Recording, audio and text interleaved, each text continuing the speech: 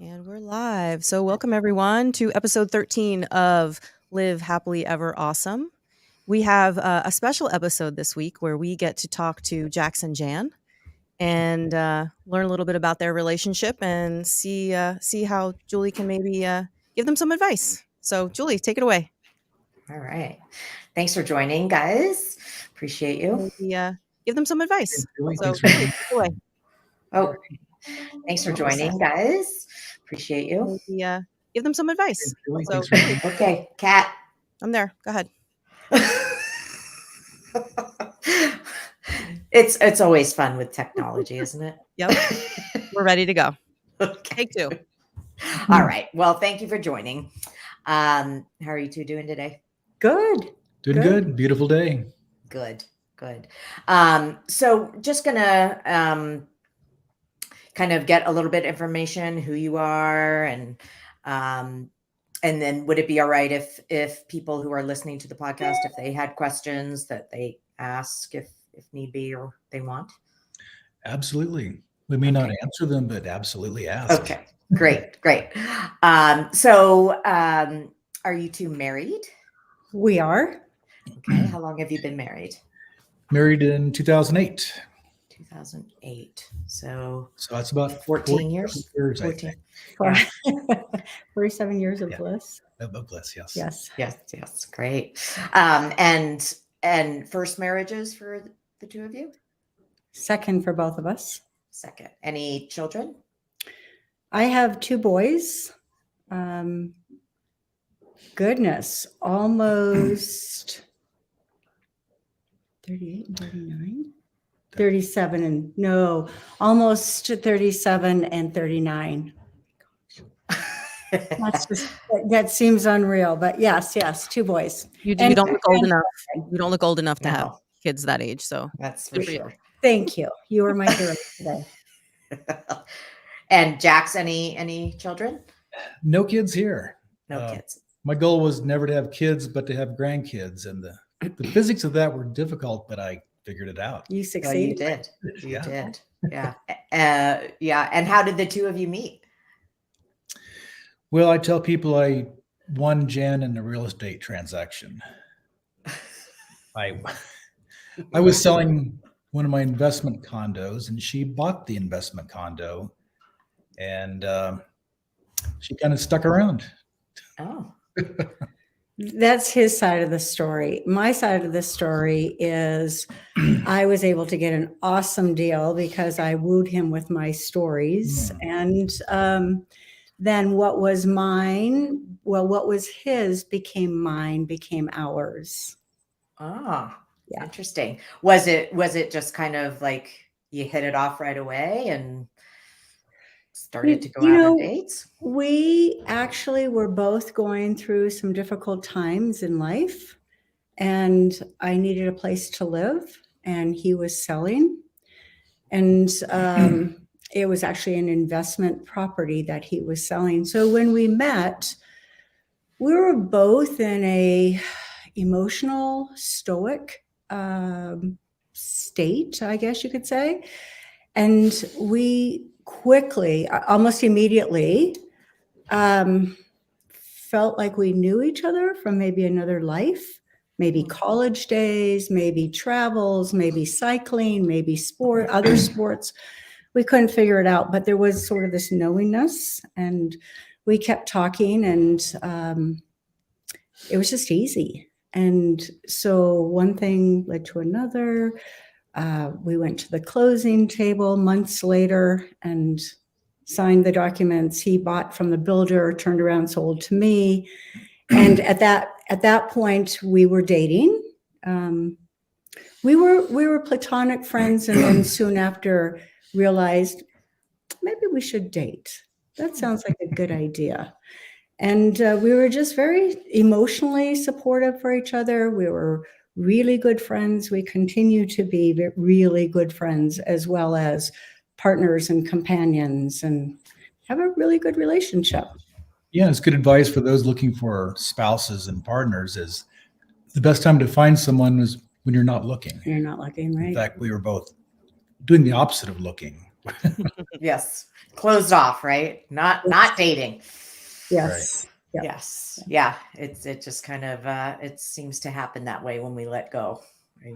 Well, I think you're absolutely right when you say let go. It's surrendering, right? Surrendering to the universe, to God, whatever your beliefs are, instead of forcing things, life to happen. Life has a funny way of not following the direction you want it to go. And then there are these surprises, and you find yourself in situations of complexity, doubt, confusion, right? Just trying to figure it out. But it's hard. It's hard to surrender and to just accept what is in front of you. Yeah. But good things do happen. That's true. I always say, if you want to hear God laugh, tell him your plans. Right. So, right. Yes. So, being that this is talking about relationships, just kind of wondering if you have questions or any issues you want to kind of air or talk about, or anything that feels helpful or relevant for the two of you. We were talking about this before the podcast. Like, what is one thing that probably ails every couple in the history of the world? And that is the ongoing need to communicate better. Even when you think you're communicating well, you can always do better. I heard Jan sigh when you said that. Like, I swear I said that. She'll say, no, you didn't. Or I said this way. And she says, no, it wasn't that way. So we've been on a journey trying to improve our communication for years. And sometimes I swear we're failing miserably. Sometimes we're successful. I'll say, we're the worst couple ever, except for every other couple. Well, it's good you have a sense of humor too. It helps. It does help. It absolutely helps. And in the worst of times, if you can remember having a sense of humor, yes, very helpful. So I want to bring up the fact that opposites attract. I mean, pure and simple. We want something that we don't possess inside ourselves generally, right? And we see it in another person, and immediately we are attracted to that person. For example, I am more, and I will just preface this with Jackson and I are very, very, very different. I'm more extroverted and expressive. I process from here, right outside my mouth. I have to hear what I'm saying in order to process it, because then it makes sense to me. And Jax is just the opposite. More introverted, very intellectual, can think about what he needs and what he wants and his thoughts inside his brain before he speaks them. So he only has to say something one time, and he doesn't have to change his mind or go back, where I do. Like, oh, that didn't come out right. Let me try that again. Mm-hmm. So it's just how our brains are wired. What I see in him that I don't possess, and really what I think is really hot, is his intelligence, right? How he can process, how he can quietly, has this demeanor of just quiet, sophisticated intelligence. And I'm like, oh, I love that. And so those are the types of things that I possess that I don't have, that, and so therefore I'm attracted to him. You can speak along those same lines if you care to, but at the same time, so now we're together, and yeah, we do have little blips in our relationship. I sometimes think of the metaphor or the analogy of our relationship is like a copy machine, because when that copy machine is working, oh my God, it's great. Or technology or whatever, right? It's like, it's flawless. It's smooth. You push a button and out comes exactly what you're expecting or requesting. And then when it doesn't work, you just want to throw the whole thing out the window. It's hard. It's hard. Yeah. Communication is very Well, hard. Jan's metaphor for the copying machine, I think, is apt, except her copying machine, she rearranges the buttons. So just when I have it figured out, I got to relearn and reread the manual. Well, it sounds like she's more complex of an individual maybe than you are. I'd say spontaneous, perhaps. Yeah, she thinks outside of her head, and that manifests itself in words that sometimes don't work. Mm-hmm.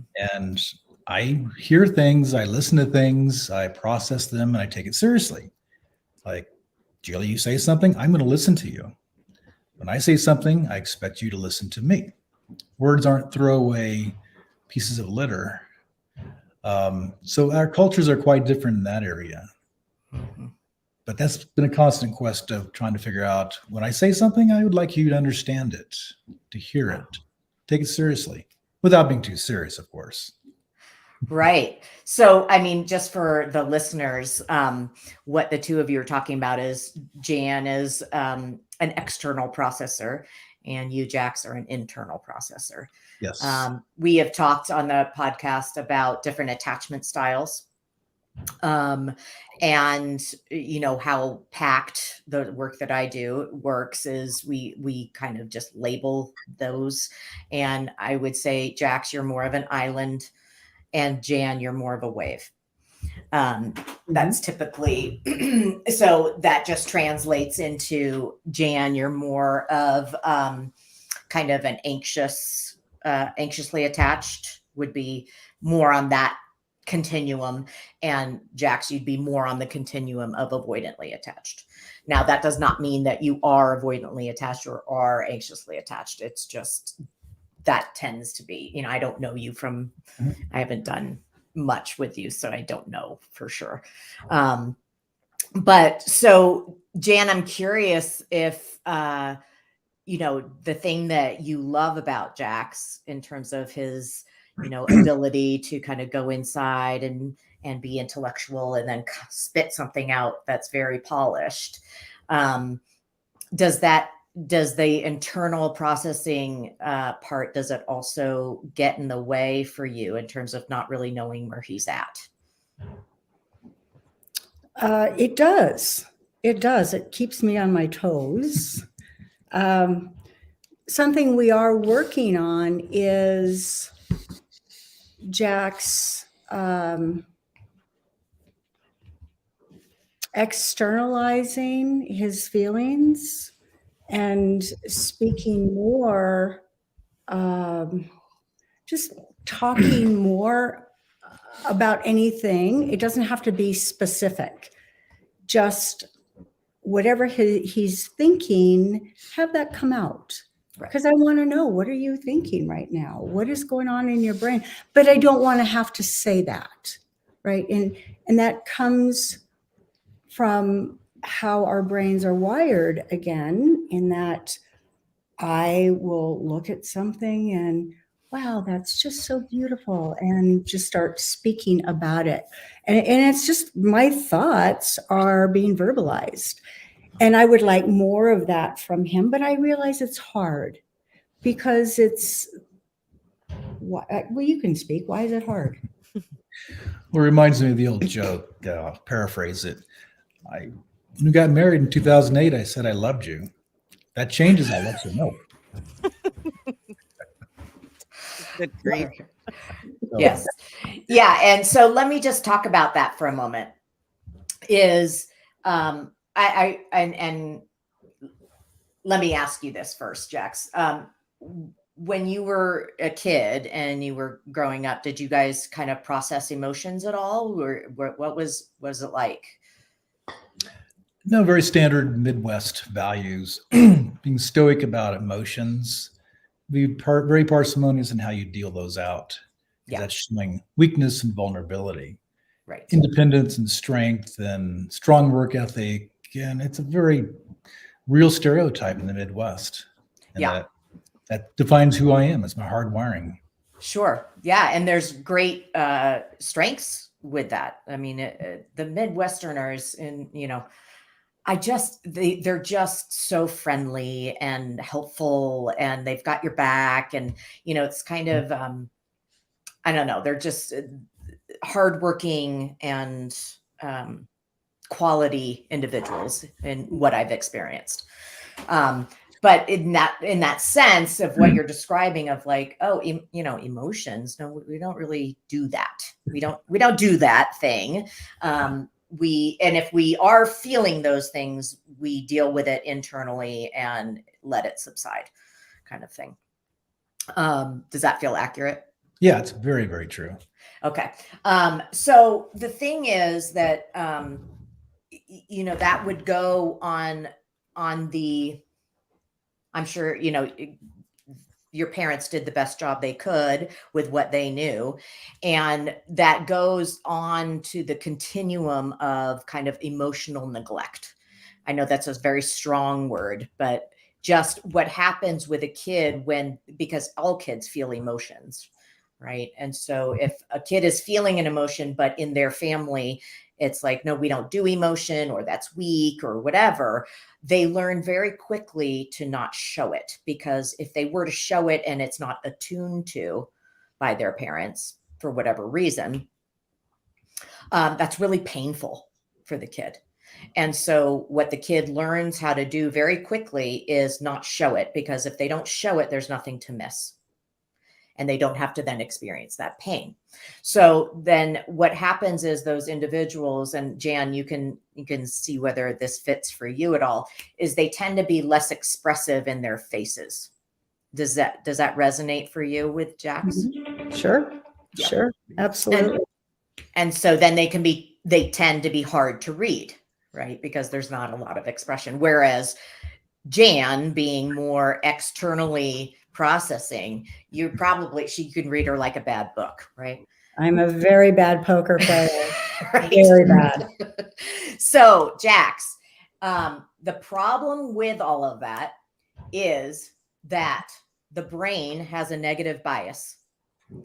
We have a negative bias already. And so no expression or no verbalization, the brain will fill in something negative. Yeah. So if you're just a neutral face, Jan might look at you and say, oh God, he's mad about something. Or, oh God, you're not speaking. She's like, oh, gosh, I think he's either mad or I don't know, something's wrong. Right. It's not usually, the default isn't, oh, he's just fine.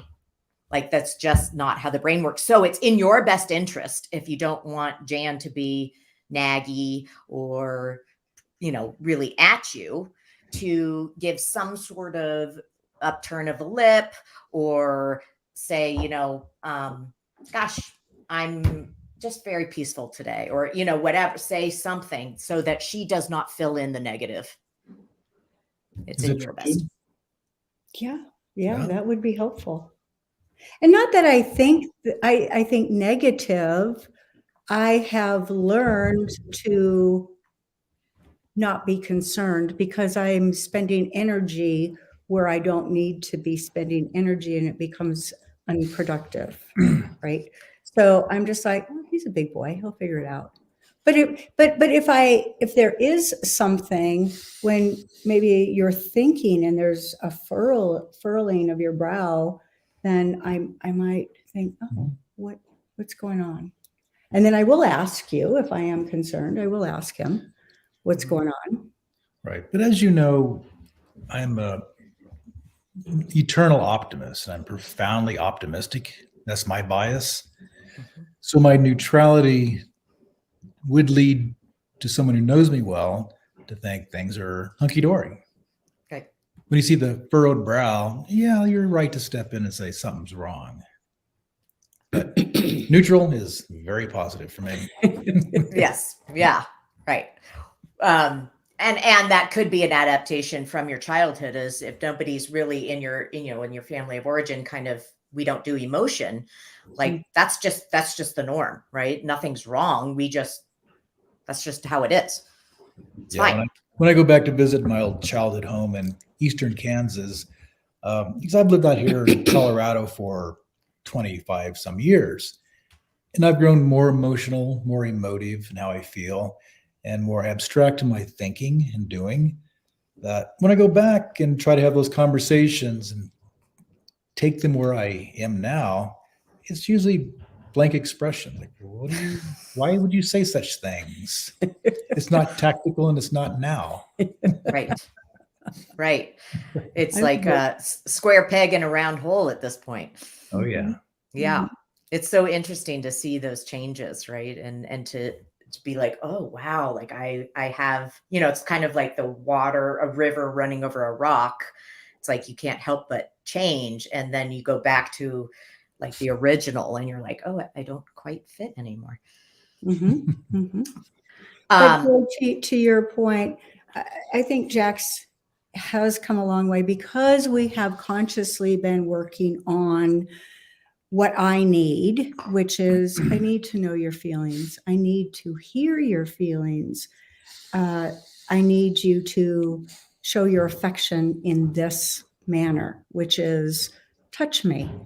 When you pass me, you rub my shoulder or give me a little swat on the butt, or if we're standing together, put your arm around me. But those are things that I have had to, albeit hard, to let him know what is important to me, what I need.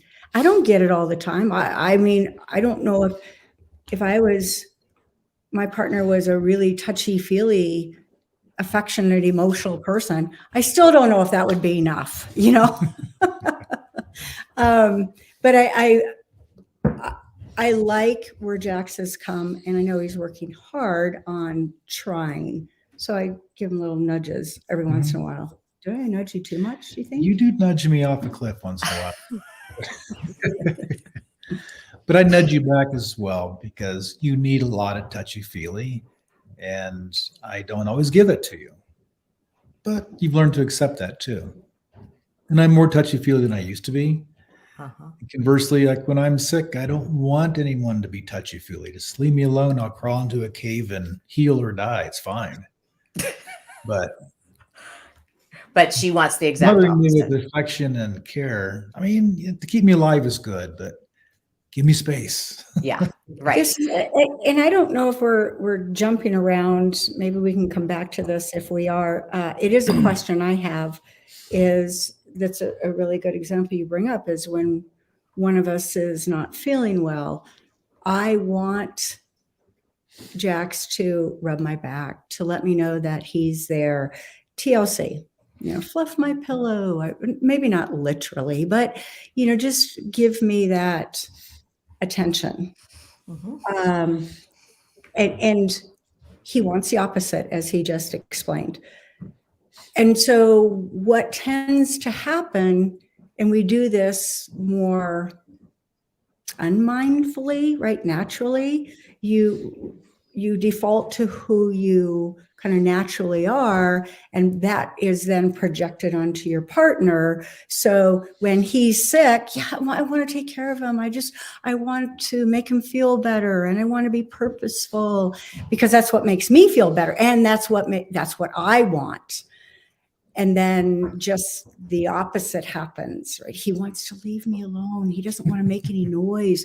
He wants to. I'm being so respectful. Yeah, he's being respectful, and I'm wanting something different. So then it becomes, do I have to tell him every time?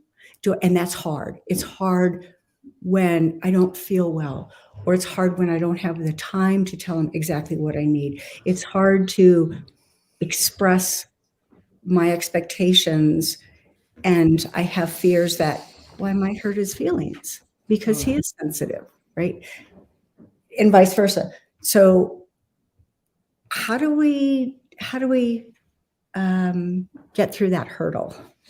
Yeah, I mean, what you're speaking to is kind of a really concrete example of what happens in relationships in general all the time. Right. And what you're describing is, the partnership, of course, is two people. It's a two-person system. That can't be separated. That cannot, like, that is the system. And yet what we tend to do is default into one person systems within that two person system. Now, the only thing that can happen with that is that two people go to war, kind of. Now, that's a strong word, but it's like me against you kind of thing. And so you have to, no matter what, at all times, even when, or especially when you don't want to, remember that you are a two-person system, that what you do affects this other person, and what you don't do affects this other person, whether you want to believe it or not. It just is, right? So if we go into denial about that, we're then in trouble. And so that happens. And then this is a great, just concrete example for everyone to kind of sink their teeth into is, oh gosh, we default to these one person systems of like, oh, well, if I was sick, I would want this. And so we do that rather than attuning to our partner and knowing, oh, if I treat them like I would want to be treated, they're going to get even more sick or dysregulated. It's going to annoy them or irritate them or hurt them even more, rather than actually doing what I know works for them. So it's putting them and their needs and their wants and their desires before our own. But you can also articulate, like, so if Jan was saying, hey, everything in my being wants to take care of you, be with you, coddle you, bring you things, whatever, and I'm not going to do that because I know that that doesn't work for you. Can I trust that if you need something, you'll let me know? Right. So that she would be sitting with this kind of anxiety of like, oh, I should be doing more, probably. And that, she could just say, this is hard, but I really want to attune to you and give you what you need. Right. One of the practices is, when in doubt, communicate. And to your point, like, I feel I should do more and I really don't want to do more for you because I feel like I'm smothering you. Well, ask, do you want this? Yes. I mean, again, it's easier said than done. Right. We intellectually know this stuff. We've heard it 1,000 times, but to practice it, make it an ongoing, natural practice is hard, really hard. It is. It's, what I tell people is, the thing that you're like, I know I should do this, but I don't want to do this. Right. Like, especially when we're triggered, right? It's like, I know Jan likes touch, and that is the absolute last thing I want to do right now because I'm mad at her or whatever. It is something that I tell couples of like, this is how you level up. You take your relationship and you level it up to something that not a lot of people have, is that when humans are left to their own devices, we will misbehave. We will just do the thing that feels good to us. And because we're lazy, because we're selfish, we misbehave. Like, that everybody does. And so we have to have something higher than us, something bigger than us that we are shooting for, rather than just our own well-being, right? It's the well-being of the relationship. This relationship is bigger than me. It's bigger than you. It's bigger than both of us. And we do the right thing because that's what we agree upon and we think is right for this bigger thing that we're doing. And it holds us accountable to when we would otherwise misbehave, right? We do this thing that it's the last thing we want to do, but we do it anyway because it's the right thing to do.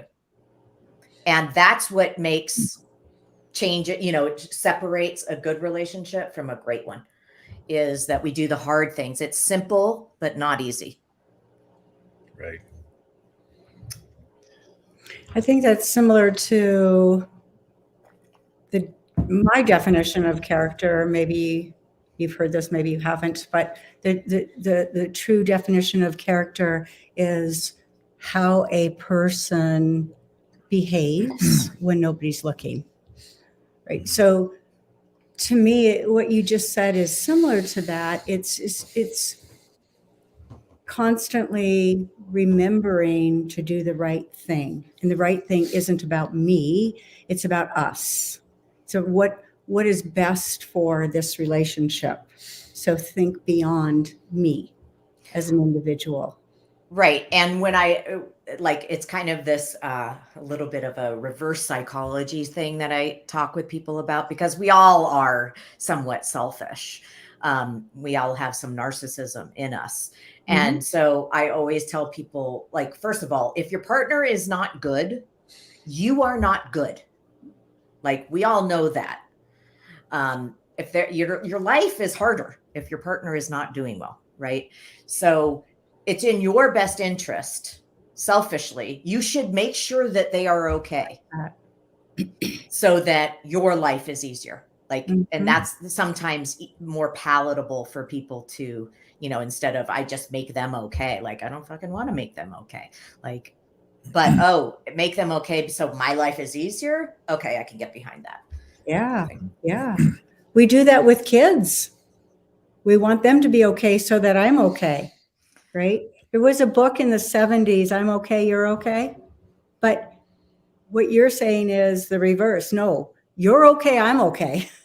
Right. Make Yeah. you okay first. Like, to make somebody okay so that you're okay, it kind of indicates a little bit of codependence. What this is, this is a two-person system and my life depends on that other person being good, right? Like, you two are in the foxhole together. And if the person in the foxhole with you is not doing well, you're fucked. Yeah. Right. Yeah. So it's in your best interest to make sure they're okay so that you're not fucked. Right. Right. And so that's kind of what I'm talking about versus, oh shit, I'm dysregulated and I need to make them okay because they're dysregulated. So I need to make them okay so that I'm okay. That's more of a codependence. Right. Right. Yeah. You were thinking of specific instances where we can improve our communications. And one I came up with is, like I explained earlier, when I speak, I really want you to listen. When you speak, I really want to listen. And let's go back and forth and peel away the layers of that onion and spend an hour on a topic. Let's go deep. Let's have fun with it. Jan is more like the birds outside her feeder. They're darting in and around, and they don't stay in one place very long. So when we take the dog on long walks up the mesa here in Golden, Colorado, and I would like to have conversations. A singular conversation.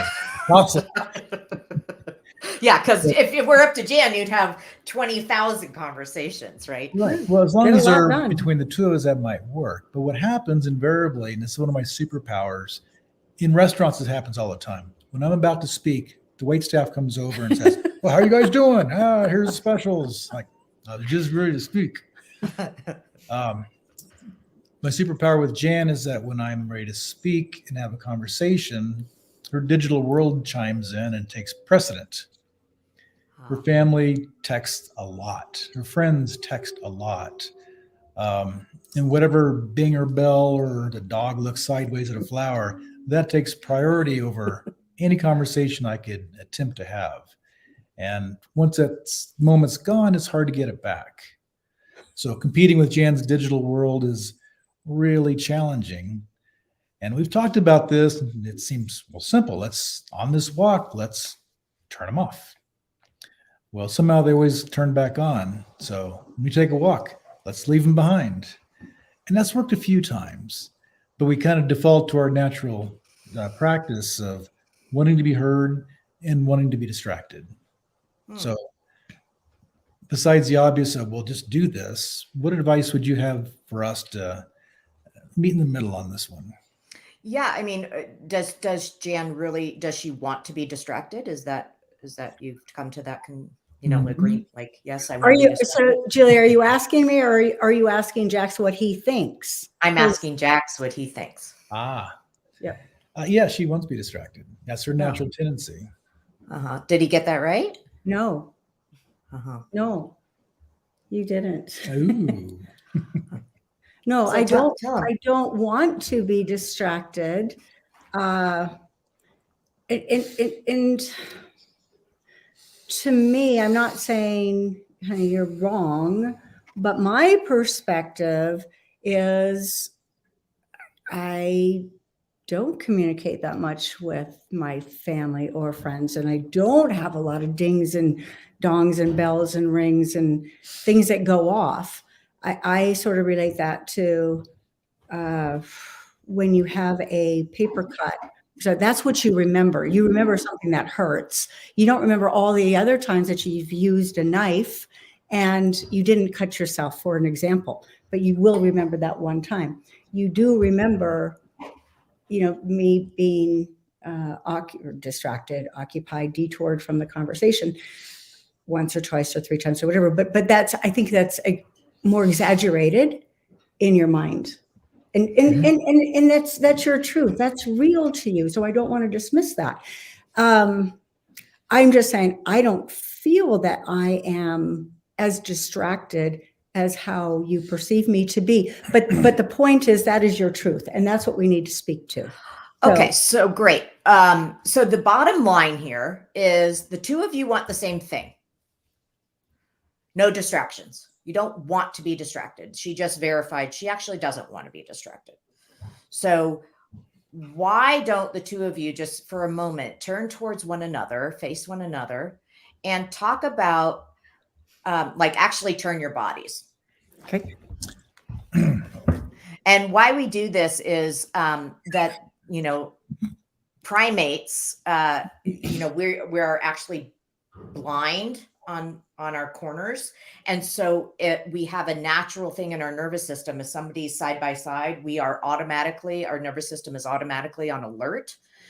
So we don't want anything to get in the way of our communication if it's, if there's any charge to it that's already there. So just FYI for the future, if you are in a car driving and you're in a heated situation, you either pull over and face one another or wait till you get home so you can face I one like that. That's very good. So why don't the two of you talk about what kind of agreement you want to make? And let's just reiterate that an agreement is something that the two of you say, yes, we are both going to do, and we're not going to break it without first talking about it, that we need to renegotiate it. Does that make sense? Whatever agreement you come up with, you're not going to do something different than it without first talking about it with the other person. Okay. So given the fact that you both want no distractions on, hikes, what's the agreement that you guys want to come up with? I can't have no distractions because we have a dog, right? Because we have Karma. Yes. So that will be a distraction to you. Can you lessen your definition of distraction?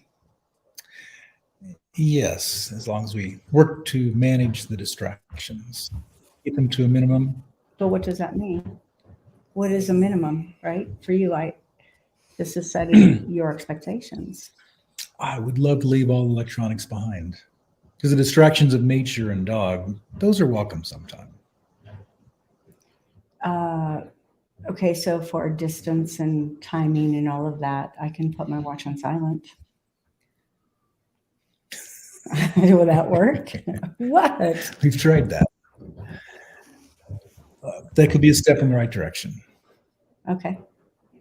And then if I am needing to, because our dog is off leash a lot. So when she's off leash and I need to call her or pick up her poop or whatever, that's a distraction to you, right? That's a necessary distraction. That's okay. Okay. So what is a distraction to you specifically? Digital distractions on the Mesa. Okay, so I'll just put it on silent because I don't need. Leave them at home. No, I need to track. I need to track our. Okay, no, because I know our mileage. Okay, I can do that. You can do that. Let's give it a try. All right, I can do that. Yay! Okay. Yeah. I can do Great. So that's your new agreement. And the two of you also agree that if that isn't working for either one of you for whatever reason, before you go back to anything different than that, you will talk to one another. that. Okay. Absolutely. Yeah. That's Okay. And easy. then you renegotiate the agreement. Okay. The other thing is that what was Jax was speaking to is feeling like he wasn't the priority, that other things were taking priority. And if the two of you aren't number one priority for one another, there's going to be issue. It could be, you already saw this in just this example. So if either one of you aren't feeling like top priority, then you should talk about what's going on and what you two think where the relationship and one another should be prioritized. And what should then, in that case, if it's not number one and you're not number one for one another, what are you going to put first? And that has to be agreed upon, because if you're not in agreement, then you're going to have discord. I can tell you, if you're not one another's top priority, there's going to be discord no matter what, but it's your relationship. Well, I put an asterisk on the agreement. So I do want to take my phone with me to take a very quick picture, because, and this will happen, we'll be walking up the mesa, things are great, and all of a sudden, bing. And I'll look at you and you'll go, what's that look you always give me when you get busted? Right there. I want a picture of that. It's like, oopsie, I forgot. Sorry. There's no forgetting, right? Or if you do, because sometimes we're human, right? Yeah. Or we're always human, but we're human, we make mistakes, is the only thing should be, oh my gosh, I'm so sorry. Let me silence that right now. And here, you take my phone, or, something where you really acknowledge that you had this in place and you messed up. That's a great idea. Yeah.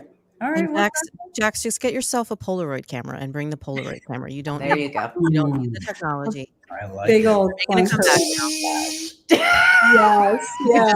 And then do this. Show it. Wave it. Right? Right. Let's do that. I love it. I love Great. it. We have I have another example that I'd like to see what you think about this. Okay, let me just check with Kat real quick about time. Yeah, we're okay. We can Okay. go probably another 18 minutes. We can go up to an hour. Okay, great. Oh, wonderful. So I don't like to be scared or surprised by somebody walking into the room. I'm in a room and I don't know that person is there, and I turn around and I'm jolted because of the surprise, or even I just don't like that. So I also think it's rude for a person, my culture, my background, my culture is this way.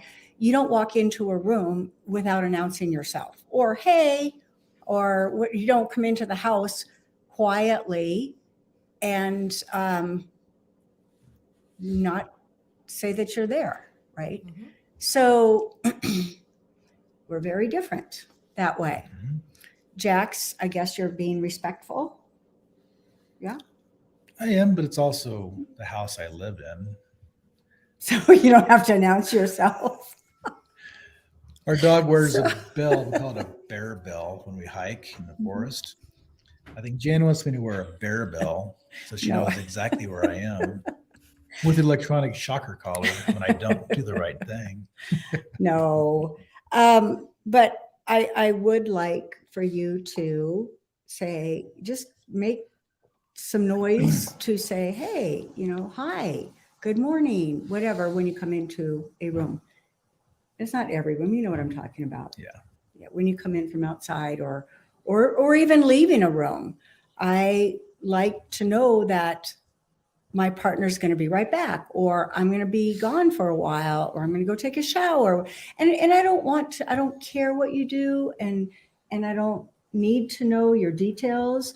But if there is something that I'm thinking about and I'm thinking, because then I can engage you in whatever it is in the next 5 minutes or 10 minutes, I know that you're going to be right back, or you're not. there was an example. We have boxes in the garage that we needed to go through, and it's just books. And so Jax did, he had a few minutes, and so he just went through the boxes and he completed the task.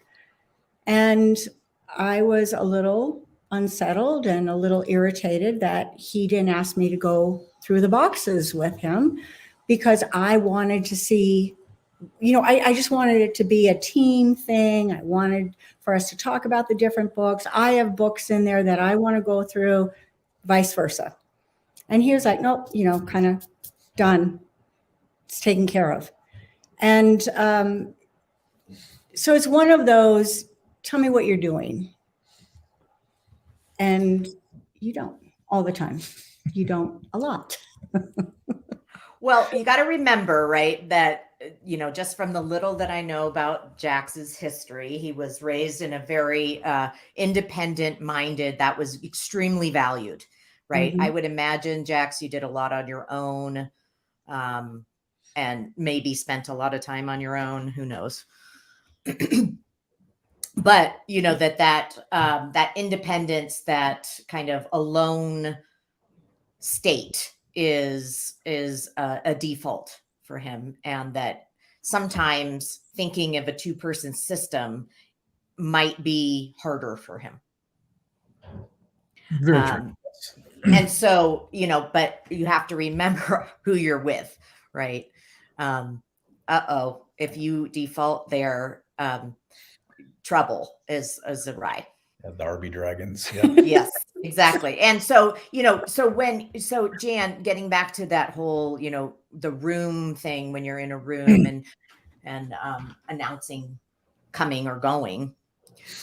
First of all, that kind of resonates for me in terms of separations and reunions. That's a whole different thing that we could talk about. But just kind of put that on the shelf for a minute.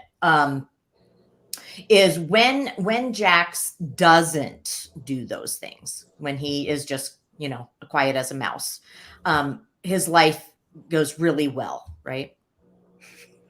For him. Uh-huh.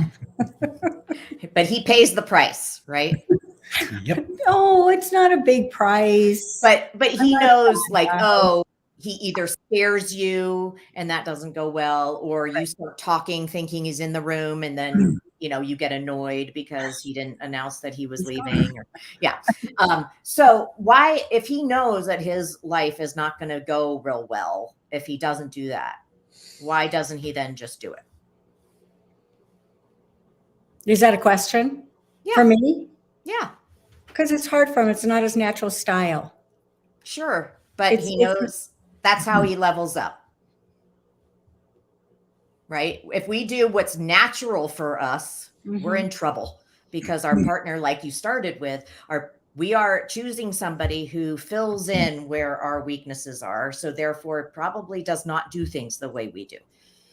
And so we chose this person for a reason, and we want to attune to them. We want them to feel seen, to feel heard, to feel loved, to feel prioritized. And that if we know something about that person and we're consciously not doing it, then that's a problem, right? We have to do the hard things. And when we don't, we apologize. Mm-hmm. Right. You're right. I'm sorry. I just completely went on automatic, and I'm going to continue. I'm going to really work on this. Mm-hmm. Right? We do that. Mm-hmm. You said do. Well, I did say no. do. Family program. I mean, Julie's dropping F-bombs. We're fine. Yeah, you know what? I think that was very innocuous in relation to what was said 20 minutes ago. Exactly. I'm just kidding. Well, to add a bit of levity, excuse me, I think Jan is very wrong when she says she doesn't like to be scared. Oh. Because once or twice a year, we have this thing that erupts in our house, and it's usually her that starts it. Snake wars. We have these large, realistic plastic snakes. And Yep. sometimes these snakes appear in the most surprising places. In your Like I got in my bed. car one time Oh. and I looked down, the snake was wrapped around my steering wheel looking at me. That was So then it's awesome. my turn to snake war her. And this goes back and forth a dozen times before we retired for 6 months. Yeah. So she likes to be scared and she likes Yeah. their ring. It sounds like it's more relational in terms of the like being scared or Right. caught off guard, that kind of a more vigilant nervous system. Yes. I have a question for Jax. Does her desire to sort of know you're coming and going and when you're leaving and when you're coming back and all that, does that feel a little bit like control to you? No, I would rephrase it. It doesn't feel like it is controlling. Okay. Well, especially for somebody who is more independent, doesn't want to have to be accountable to anyone else, right?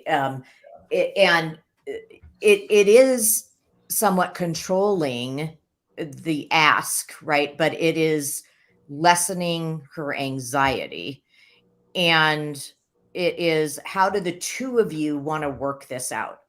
Right. I mean, it could be as simple as Jax announces himself or, whatever, but that's, something I could come up with, but this is your relationship. So how do the two of you want to work with this, given the fact that, her nervous system is oriented more like it has a bit more vigilance in it, and it goes against everything in his system to do what you're asking. Right. So how do the two of you work with this so that it becomes a win-win? I think acknowledging just what you said, that I understand this feels controlling to you. And how else does it feel? Let's talk about that, because it's less damaging when your spirit is aired, right? When I'm telling you how I feel and where I'm coming from, it feels easier. It's your why, right? It's your why. It's the why behind how you're behaving, right? A little Right, bit. right. So there's understanding. And I could say, I really understand that you feel like I'm controlling you, and that is not my intention by any means at all. But this is what happens to me inside, and I can't help when my nerves feel shattered because I didn't hear your voice before you walked into the room. I mean, something like Right. that. And really the two of you can, this is again a two-person system. So this is a system issue.